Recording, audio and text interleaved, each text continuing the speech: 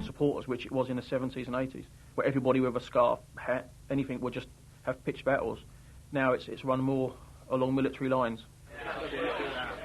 The mobile phone is the weapon of choice in the battle of wits with the police. These Forest fans seem anxious to shake off their police escort and join up with another group from Nottingham who are drinking in the West End.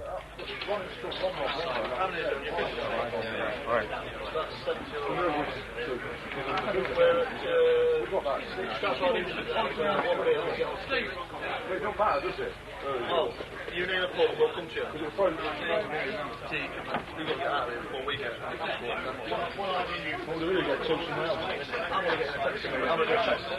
This is Gary Clark, who has since been banned from attending England matches abroad, but not domestic games.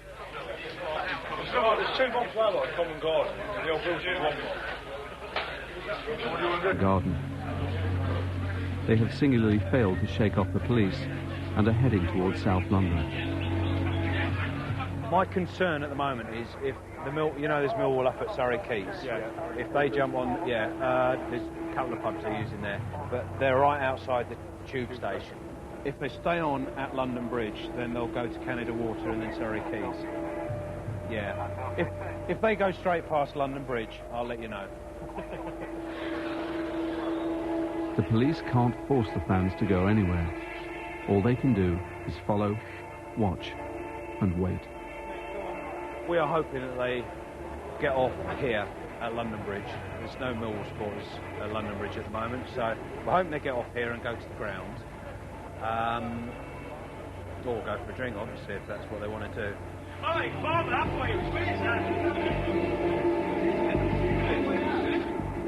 They're coming up. For your information, so they're just getting off at London Bridge now, the Forest lot. Push everyone over this side and this side.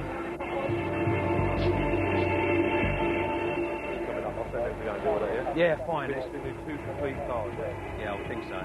Just want to move away? No, I wish it were that simple. No, it's just football supporters. Hello, Mick. Sounds like they've slipped out a side entrance here, mate. Yeah, we're not sure where they are. They're off the train. We're just trying to find them. Go on, you go through.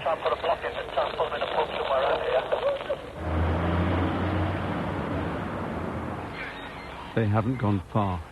They gather in 2 pubs near the station. This is Millwall territory. Even if all that actually happens is you get to their pub before they do, and by the time they arrive, there's 200 of you in there, and they can't get in, and the police don't let them in, then even though you haven't had a row, you've still had a bit of a result which you can laugh at. The latest we've got at the moment is Millwall is still at or near the ground, and the plan is we will escort the Nottingham Forest supporters to South Bermondsey via London Bridge and then into the ground. All the time we've got the Forest together, we won't have a problem. Millwall's intention will be to get through the police lines and attack the Nottingham Forest supporters, and to a certain extent, I've no doubt Forest are considering the same. Rival hooligan groups will go to great lengths to meet up and fight. They bring each other up and they arrange things.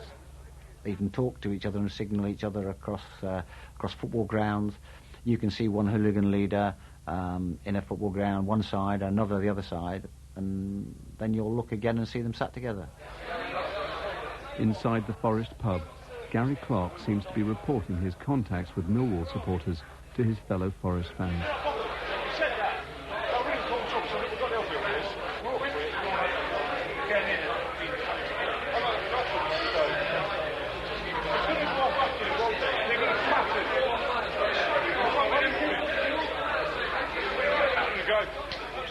Just had a word with the governor here. They're not going to be allowed out now. They're not going to be allowed anything. They'll all be taken up together as a group. What I'd like to do is go in there with you and tell them. Will they be receptive to that? Yeah, I don't think they know what's looking at me. So. All right, we go in there. I mean, we'll go whenever they want. Some of these out here with having yeah, well, no, yeah, all right. All right, chaps. Who can I speak to that's got who can get a message round?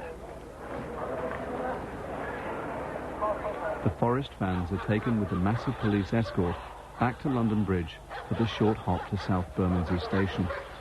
So far there has been no trouble and no sign of any Millwall hooligans.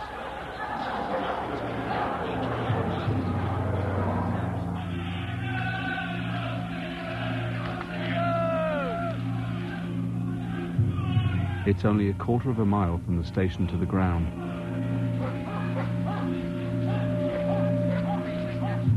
With Millwall, it's like the same with West Ham and Cardiff and everyone living with a close proximity to the ground. That the whole neighbourhood can come out, the whole community comes out, and it's not like some of the other clubs where people have got to travel into it. At Millwall, the whole estate, will come out. Opposing firms, to get to the ground, have got to go through all the local estates, and everybody's up for it. There's a siege mentality at Millwall. Camera crews are not welcome. Fans feel the media have always unfairly portrayed their club. Fucking bastards! Turn it off! I turn up and fucking knock off! Shit like that! Turn it off, right? Oh, you're the fucking minded, are you, you cunt?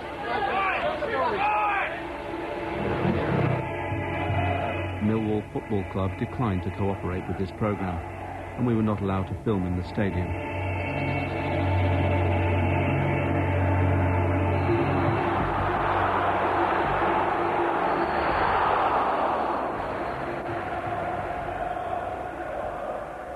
The game's almost finished now.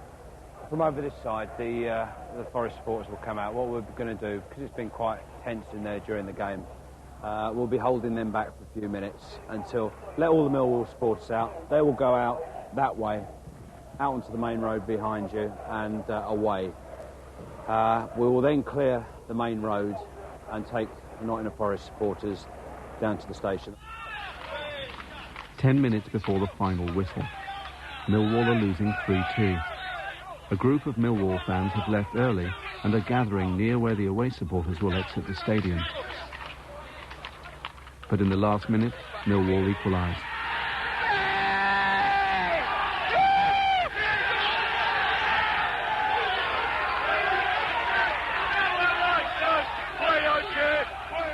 Fans attack a police horse and start to throw missiles. They move towards the police lines.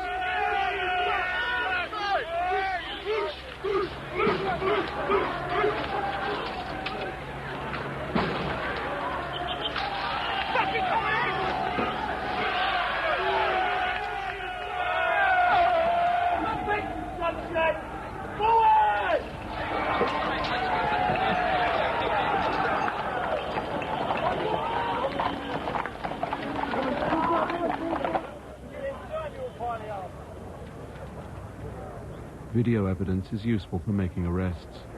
Did you get anything earlier? Yeah. They come up here and all the time from that in there. Great. Quite a few in there. So. How many do you think are hanging around? Well, I would say there's a good 200 or 300 up there. There's some of the main lads up there as well. But I can see 1 or 2 faces around. 945. We're going to fucking march out and take the South Bermondsey. Yeah, and they're probably trying to hold us back. See what happens. Once again, the mobile phones are busy. Yeah. All you do is play it by now. Same as us. The police clear the road so they can assist the Forest fans to the trains. At South Bermondsey Station, trouble is brewing.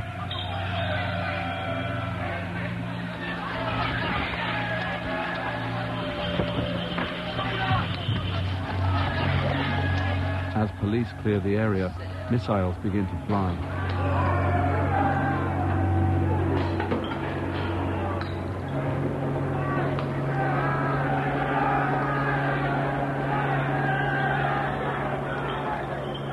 We've got probably 1,000 Forest supporters going on to the station.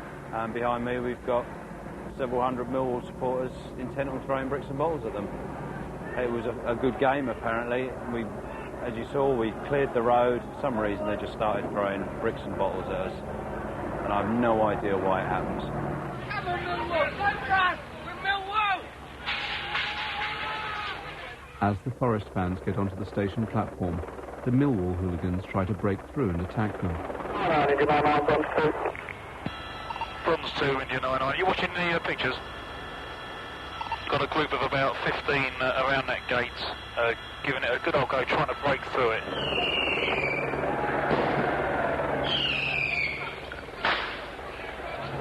With the Forest fans safely on the train, the older hooligans give up, leaving the younger ones to turn their attention to the police.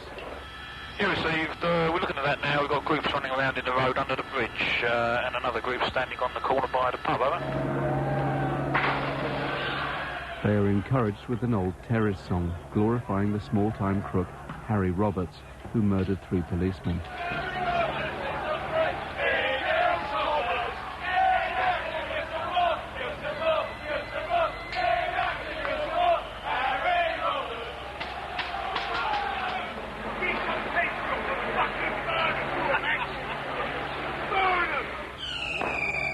They're just trying to go around the back of them at the moment. I don't know if you're aware. Sorry? They're going around the back of them at the moment. Yeah, I saw that. Yeah, all right. So as long as you're aware, I'm just letting them know to clock a couple and make sure we get them. Control. Give us general The streets are finally cleared. The season is only 2 months old, yet this is already the 4th time there has been major disorder at Millwall. We've tried everything. We've tried letting everyone out together. We've tried just a couple of PCs walking up the road. We've tried everything, and nothing works, and it always ends in exactly the same scenario. We can't give up on it, but it does make you want to give up. Millwall has always had a poor reputation for football violence, but it's by no means alone. By the end of October, just a third of the way through the season, there have been 19 football-related incidents of violent disorder around the country. It's difficult to say what attracts a large hooligan group from a particular club. Some of the problems are worse in the lower leagues than the higher leagues. There are certain small clubs that have bad hooligan groups, so they're more dangerous, some of the smaller club groups, than the larger club groups. I had my experiences specifically with Stoke City, where it's a very tight firm that look after each other. There's a lot of respect and there's a lot of loyalty. Now, at the end of the day, the essence of what you're doing is going to a football match to get involved in a fight. And so the thing that you need to know most of all is that the people that you're with will look out for you and will be there.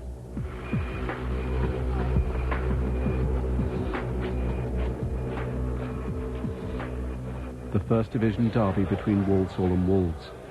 A group of 20 or 30 Wolves supporters are drinking in the town centre before the evening kick-off. West Midlands police seem to be taking a keen interest. In the corner of the pub is Stephen Powner. He was in Munich with Lenny, a top hooligan in the Wolves subway army.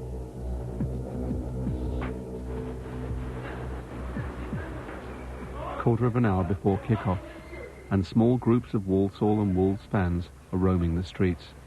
Basically, if you're a proper football firm, what you want to do is find their football firm, their top boys, and fight them.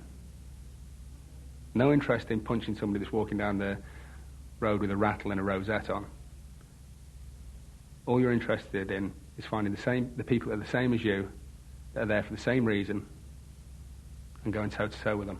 Well, can you carry on walking down there? Well, I wasn't walking down there, I was walking this way. Well, you're walking down there. Inadvertently, our undercover cameraman gets caught up with some Walsall fans. The police are keeping them away from the Wolves supporters who are further up the road. When there's a risk of violence, the police can issue a Section 60 order, which gives them the power to stop and search anyone for weapons. No, we're not, no. No? You're not? OK, well, there's a Section 60 around here, right? Yes. Which means we can stop and search anybody, and we're going to search you under that power. The problem is that if the officers find the secret filming equipment while the hooligans are still around, our team could be in extreme danger. OK. Luckily, they understand the situation and agree to do the search discreetly. It looks better as well if we're searching as well, that. Of course. Absolutely. 5 foot 10 here? 11? 11. Yeah. Brown, mousy,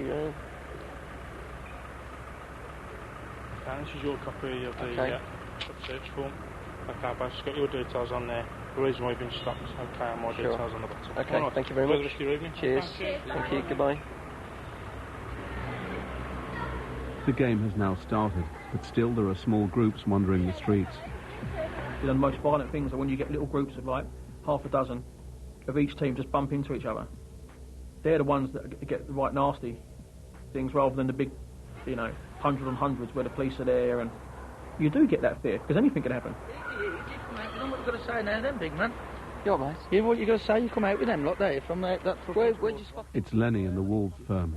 Walsall boys, gobby fuckers. Fuck off, we tend to fuck off. No, sorry, mate. Where are you from then? You're from Wolves. Let's have a look at your address then. They mistake us for Walsall fans. Bramford Hall, Walsall. A bit of quick thinking, and Lenny seems flattered that we know him from the England game. Where are you from then? He's in forgiving mood. No, we didn't, Sonny. I'll see you later. Go on, enjoy yourself. Go on, enjoy yourself. Lenny and the Wolves firm would turn out to be active throughout the season. Walsall, Football hooligans like Lenny don't wear the colours of their team. They have their own dress code. Top designer labels: Burberry, Lacoste, Aquascutum, and above all, Stone Island. Sometimes the only clue to team allegiance is a tiny pin badge. It's not about the actual fighting. It's more to it than that. It's a whole subculture of putting yourself on show, who's got the nicest clothes. People might deny it, but deep down that's the truth. They know they wouldn't, you know, if their missus hid all their best clobber, there's no way they're going to go to the game in a Fruits of the Loom t-shirt. They just wouldn't. If I knew that we were playing a particular game against a particular team or at a particular firm, in fact really for any game, it would be as important for me to be better dressed than the opposition as turning out in big numbers. People would sort of like go out and buy a new outfit for the game. It's almost like it was someone's wedding and you have to buy a new outfit for the day. You know, like women buy a new hat for a wedding. You know, guys go out and buy a new £400 jacket for Leicester away. They invariably don't wear colours. It's only up until recently you would see many public houses, people with football colours not allowed entry. Well, actually, the reverse is the case now. At Cardiff recently, the pubs had signs saying nobody wearing Stone Island, Rockport or Lloyd or whatever will be allowed in. Because they identify the people who wear the shirts and scarves these days are going to the match to watch the football. The people who perhaps wear the other gear are going there for something else.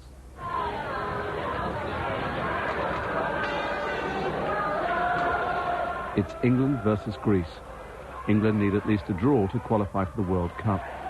And around the ground, the atmosphere is optimistic. But in the city centre, the reality is somewhat different. Police intelligence suggests that this fixture will attract the largest gathering of prominent football hooligans since Euro 2000. They're not here to fight the Greeks, they're here to fight each other. Outside Sawyers is a group of Burnley, so we don't know at this stage whether it's for a confrontation or whether to meet up together. DC Graham Norton coordinates intelligence on hooligans for the British Transport Police. We've got Preston North End group have just arrived, and also within this vicinity is a group with Burnley, so obviously it would be advantageous if they didn't come together.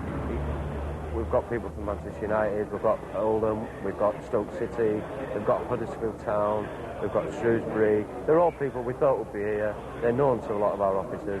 They are here, and we're going to deal with it. What we think is that perhaps there will be attempts at some days, sometime during the day, for these groups to get together for the purposes of causing violence. The police tactics are to swamp the city. There are more than 800 officers on duty. They stop and search hundreds of fans, most of them there just for the football.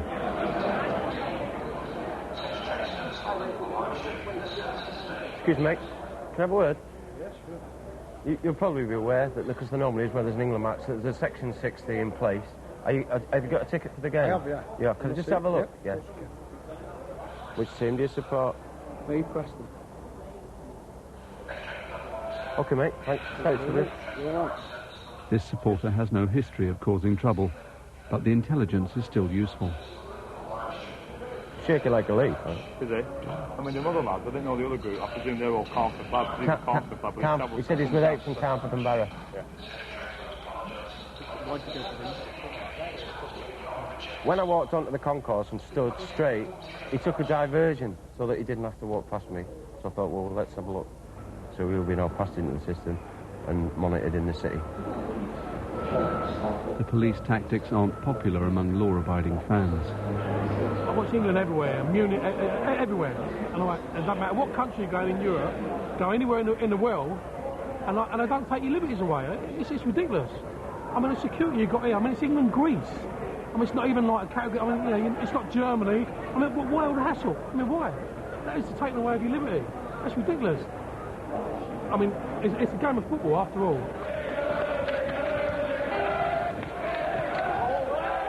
One of the crucial times is as the fans start moving towards the stadium.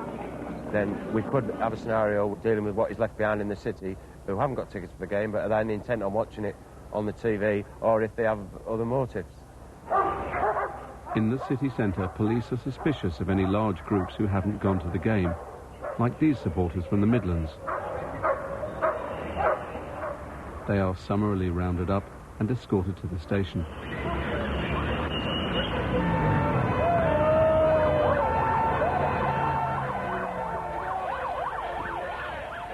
The police are also concerned about another group drinking in the Shakespeare pub. Can we go out now, mate? Not as far as I'm aware of, no. Inside are 50 or 60 fans from Stoke City, a club whose supporters have one of the worst reputations for football violence in the country. They may be penned in by the police, but at least they can watch the match on TV. Half a mile away, tempers are fraying. It's my day up. What do you want to do for me? You won't let me do it, will you? We're stuck here like fucking animals, ain't we? So, why would I go home on trains? Are we, you let's go? The 93rd minute at Old Trafford.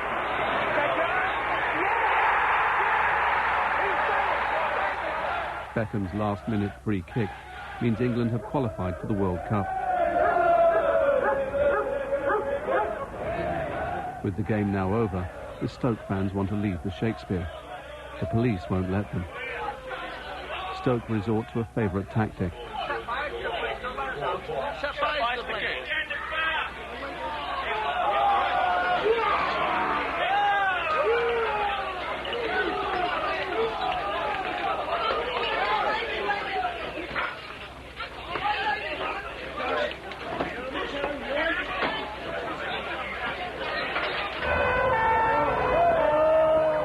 Trouble is now breaking out around the city.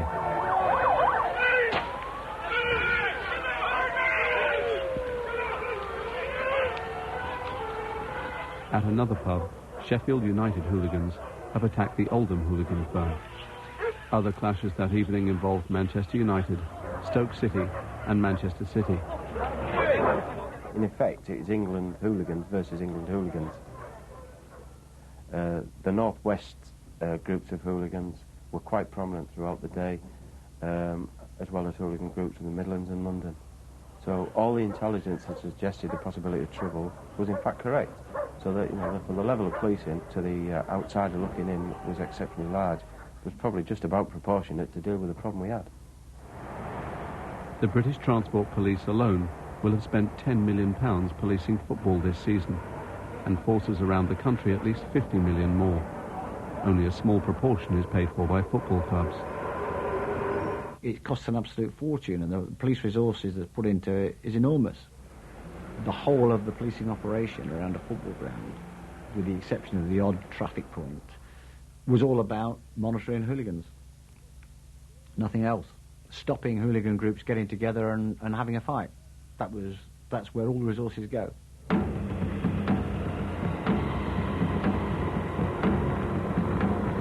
A cold Thursday night in the West Midlands. The police are once again out in force, but for a much less glamorous fixture.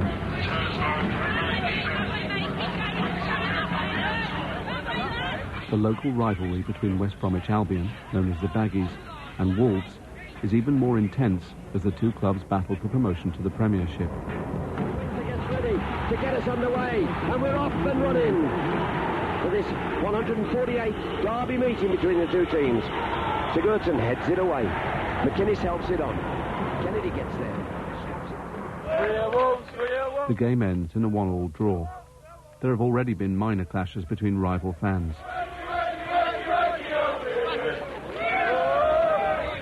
The police have blocked the main road to keep the two sets of supporters apart as they leave the ground. Possibility to get very badly hurt is always there. And in some cases people have been badly hurt. But that's all part of the gamble. That's all part of the buzz.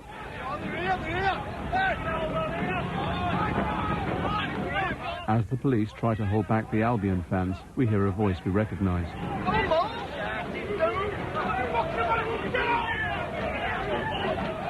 It's Lenny of the Wolves Subway Army. The buzz is that point where the fear hits you and the adrenaline hits you like that. And the difference is whether it stuns you like a rabbit caught in the headlights, whether you take a hold of it and go, come on, let's go. Albion fans break through the police line. In the confusion, it's not clear who's friend and who's foe. Our undercover cameraman is punched. Lenny is approached by a West Brom fan. He lies. Then seconds later, punches the unsuspecting man to the ground.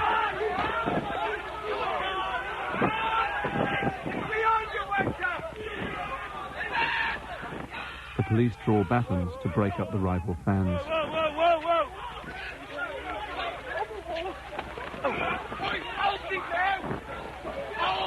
The local phone-in programme is dominated by the shocked reaction. Just come out of the ground and I'm with my mum and we just nearly got crushed, you know, because the police wouldn't let us pass them. Well, we've just heard that there were kids, you know, crying and all sorts of things. I mean, it's terrible. I've got my son with me, absolutely petrified. The police have come charging towards us, batons drawn. They should just lock them in, like they do at the Molyneux. They keep people sitting in there. They always have them for years. By the new year, the midway point of the season, there had been 27 serious incidents of football-related violence at matches in all 4 divisions. A small number of dedicated hooligans orchestrate this violence. Mostly in their 30s and 40s, they've been active for years. Lenny is one of them. In his mid-30s, a father of 2, he's a petty criminal living off state benefits. He has a formidable record of football violence, including a conviction for spraying a police officer with CS gas. Although he's been banned in the past, Lenny is now free to attend football matches, including this season's friendly between England and Sweden. I don't think you can stereotype them, but what you can say is that they come from all spectrums of society, from unemployed drug addicts right up to practicing solicitors. Accountants, surveyors, brickies, roofers, lads that work on the city. There's no typical football firm, there's no typical football hooligan. More often than not, working men. More often than not, family men. More often than not, throughout the normal week, outwardly perfectly normal, law-abiding citizens. The only thing that we all have in common is that we love football and we like a row. That's basically it.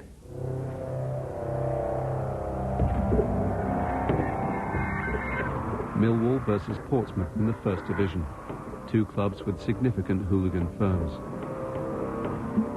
9 years ago, Millwall moved to a modern all-seater stadium in Bermondsey. Football clubs have gone a long way towards stamping out the violence in the grounds. Mass brawls on the terraces have become a thing of the past. These days, football violence takes a very different form. I know people that regularly used to go on reconnaissance missions weeks before the away fixture, so that they would know what pubs were there, the layout of the streets around the ground, groups travelling to away games, they'd have road maps, like mobile phones, they'd just organise in a different way. They'd send decoys off to send the police off on wrong routes, and then call the other firm and arrange the venue. And there's a great cooperation between two different hooligan firms that want to fight each other.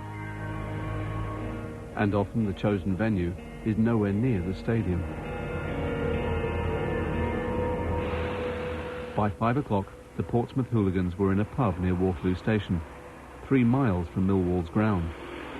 I thought it was 2 Christmas parties coming in, and there was so many guys in the pub at the time.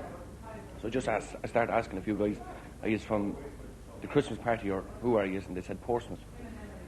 So I said, oh, there's something going to kick off here. So I'd seen more people coming in, seen more people on mobile phones, the whole lot, and then I went, there's something going to happen. And then all of a sudden, I heard a charge at the front door, and I turned around and I seen guys just running in the front door over there. You hear lads charging with tables and stools and chairs, but all I could hear was glass smashing. It was just mayhem. I thought it was the end of the world. You've got ordinary members of the public having just left work, going to the station, and they're watching 100 people fighting in and around a pub. I mean, what's that all about? Before kick-off, news of the fight near Waterloo Station has spread. How much are they, mate? £2 each. Portsmouth fans haven't yet arrived at the ground. Whilst we're aware that a load of pumping coming down shortly. Is that what's happening? Yeah, kicked off at Waterloo an hour ago. Did it? Yeah. Yeah, chuck it then. Cheers, mate. See you, mate, thank you.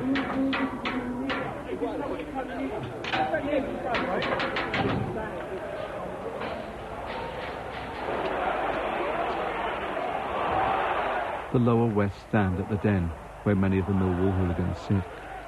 The Portsmouth supporters are kept at a safe distance.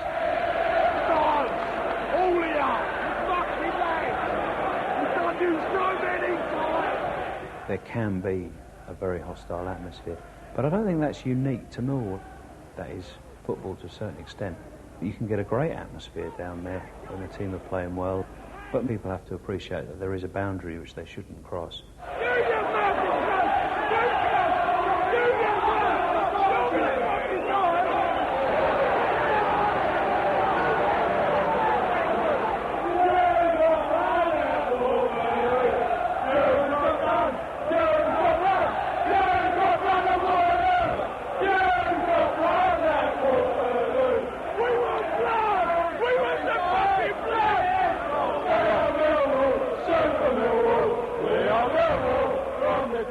Most of the hooligans would feel that the old days were the best days, since the influx of like foreign players and all the money that was generated from Sky and the televised games.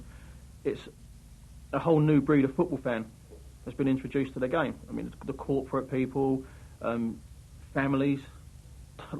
I mean, it's a sad day when you start getting families and that at football. It never used to be like that. It used to be a male-only thing where you could go away and vent your anger over the weekend, and now it's like kids with, ice creams and funny hats and wigs and stuff like that. In the old days, it was just much more fun.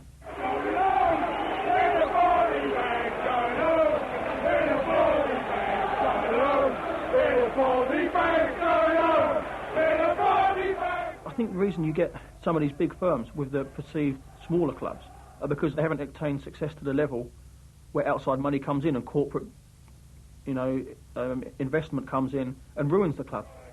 And I think that's why you get some of the most violent firms at the old style of clubs. Millwall win 1-0. In spite of the vicious chanting, there is no violence in the ground. The club has already banned well over 100 troublemakers. The club are banning them for life, and we're trying to enforce that. The manager and the owner, the chairman, have been in the press and in the local programme saying that if the disorder and the missile throwing carries on, then they would resign. The trouble that takes place outside the ground goes largely unreported and unseen by the public. The vast majority of Millwall fans go home peacefully, but several hundred hooligans follow their familiar post-match ritual and wait for the Portsmouth fans. While they wait, they abuse black and Asian passers-by. that cunt! Shoot that nigger!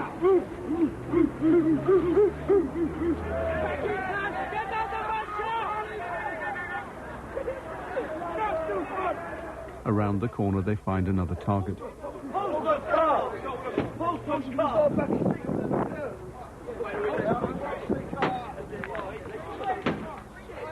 Set on fire.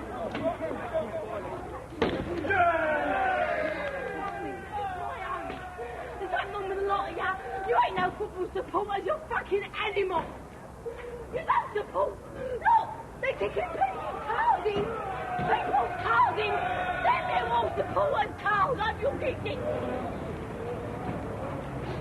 I'm living here with my baby and a bit. Quick! Imagine if it was outside your fucking mother's house. Imagine it, eh? Would you put out for it? No. Look at your fucking self there. A Portsmouth supporter has unwisely squeezed through police lines to try and get back to his car.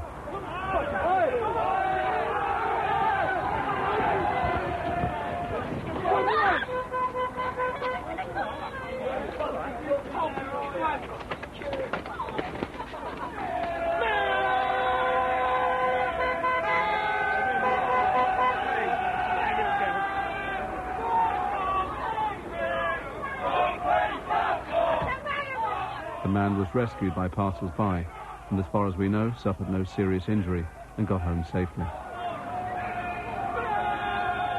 Police have arrested more than 40 people for the violence at Millwall this season. Most of them were between 14 and 18 years old. Every firm, like any organisation, will have younger guys that want to become involved in that. They basically rise through the ranks. It's an ongoing thing, and that's one of the reasons why it's a very difficult thing for anybody to try and stamp out.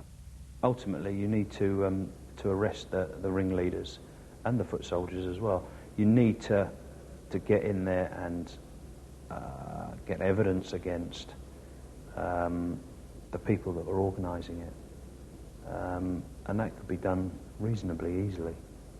It just needs the will and the money to do it.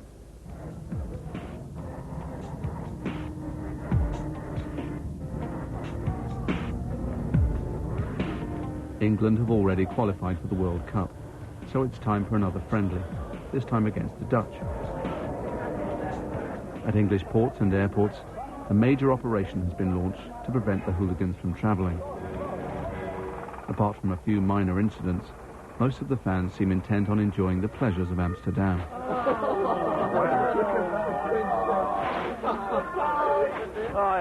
It's a time for renewing old acquaintances.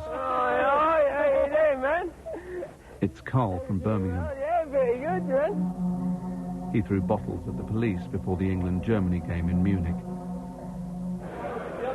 Next morning, we catch up with Stuart from Newcastle. Stewie, how you doing, mate? I met in Munich. He was at the forefront of the violence outside the Schiller Cafe. Remember, football, yes, violence, Even more worrying for the authorities is the presence among the gathering England fans of Lenny from the Wolves Subway Army. Although police have new powers to prevent hooligans from travelling, Lenny and many others have once again slipped through the net. But Lenny hasn't had everything his own way. Earlier in the season, he was arrested in a dawn raid for alleged violent disorder at a football match. You Wolves? Oh, mate. I'm Villa. They read about you Wolves, lads, in the evening mail. Dawn raids and all that. You didn't, did you? Lenny seems confident, however, that he will escape the charges. Oh, we'll get away with it. We've got nothing on it. Yeah, no. We learned a month later that all charges against Lenny had been dropped.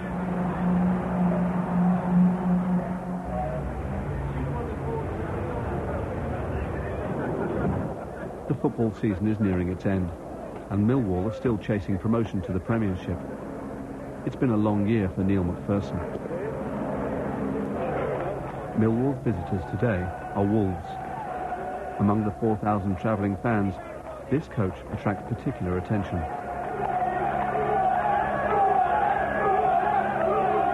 It contains Lenny and the Wolves firm.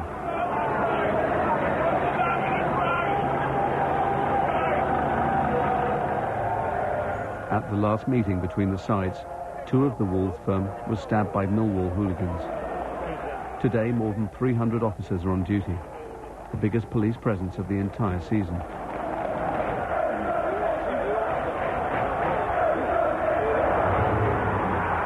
A penalty for Millwall in the second half wins the game, and 3 more potentially vital points.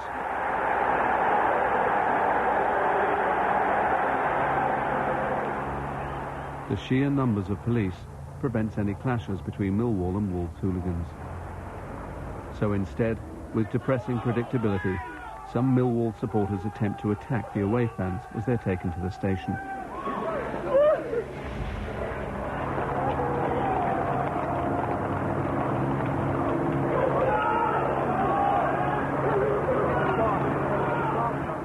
The violence at Millwall has persisted through the season, but the problem is nationwide. This season, there have been more than 50 major incidents of football-related violence around the country. Few clubs can claim to have no hooligan problem.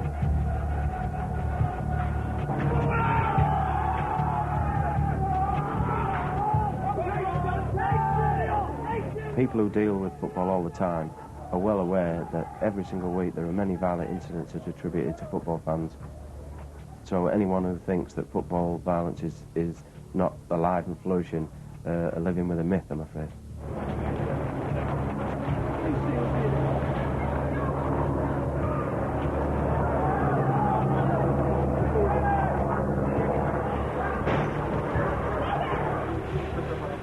If the FA acknowledge it, the Football League acknowledge it, and the press publish what is really going on, then somebody has to do something about it. And if you're going to do something about it, it's going to cost a lot of money. And that money will have to come from television revenue. And that will be taking money out of the pockets of the clubs and the FA and the Football League. And at the moment, it's not a problem because it's not been reported.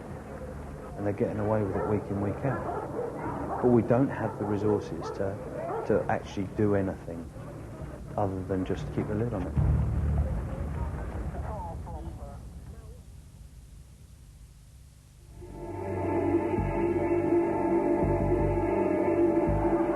Next week, how the football hooligans who disrupted Euro 2000 helped spark the worst race riots in Britain in 20 years. And an investigation into one of the country's most notorious hooligan firms, their club's unorthodox owner, and the relationship between them.